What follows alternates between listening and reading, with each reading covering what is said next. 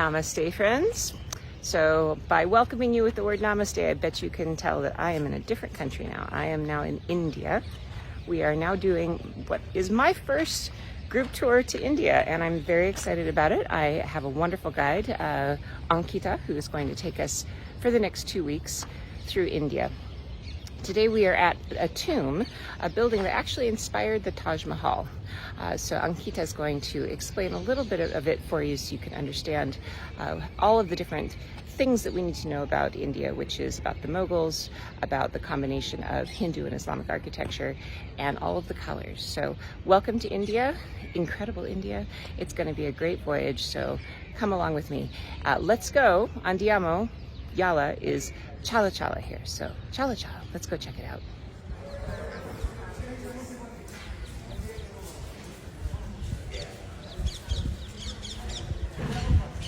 Okay, so the place that we are standing here is known as Humayun's tomb.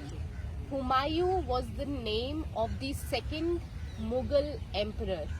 Who is Mughal basically? When we talk about our history, Indian history, the rulers from Mongolia came to India as invaders and they basically took everything from us. So they applied the strategy of divide and rule.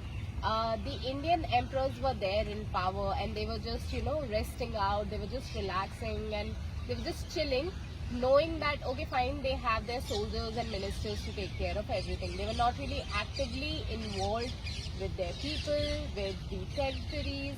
That's when the invaders came. So the Mongolian invaders, with the pronunciation Mongolia became Mongolian and Mongolian became Mughal. So we know them as Mughal dynasty who have ruled India for more than 400 to 500 years. The first emperor was Babur. He came in 1500 and then after him came Humayun, his son. And then after Humayun it was Akbar, and then after Akbar it was Jahangir, and then Shah Jahan who built the Taj Mahal. So all the different emperors built different architectures during their time of ruling. So this one was built by the wife of the emperor known as Bega Begum.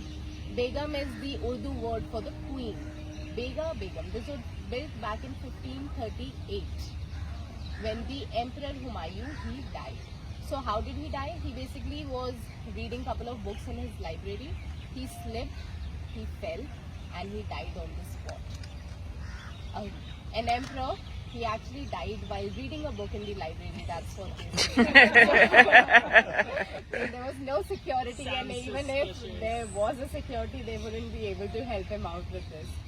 So yes, so Humayun basically he died, and in 1538 was when this architecture it started building.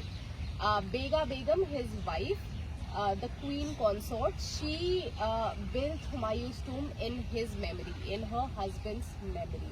It's a Persian and a Mughal architecture. It's a combination of both of them.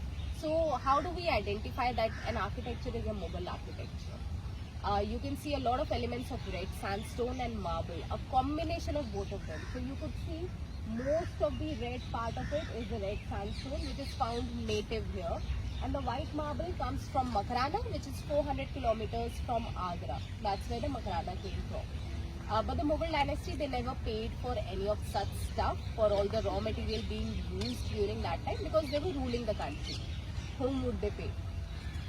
They would have to pay to themselves. So basically, Mughal architecture, when we say, it has a combination of red sandstone and white marble. It's a mixture of Persian and a Mughal architecture. Two Persian architects who were really famous back in the old times by the name of Sayyid Muhammad and Mirza Ghis. These were the ones who were hired in order to build this particular architecture. So again, wrapping up all together, Mongolian dynasty, the second emperor Humayun, in his memory, this particular architecture was built.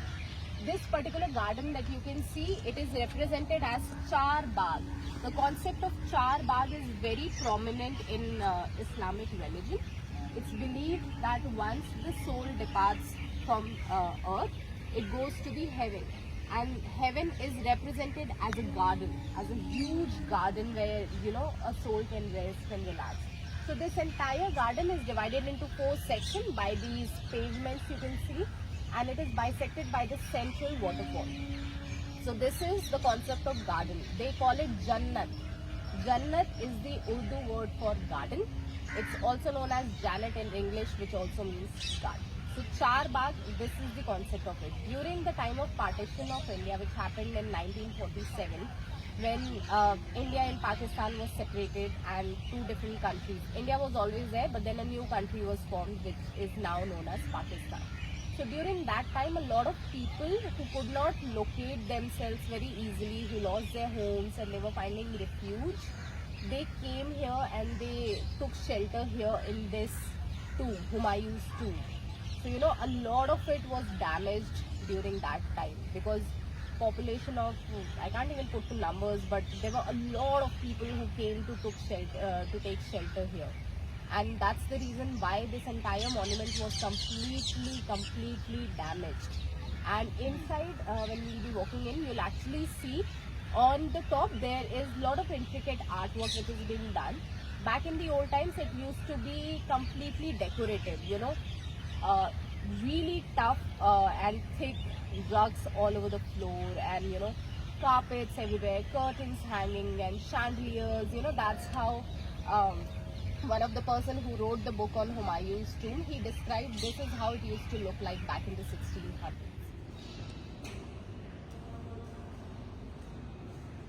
Wonderful insects from this one.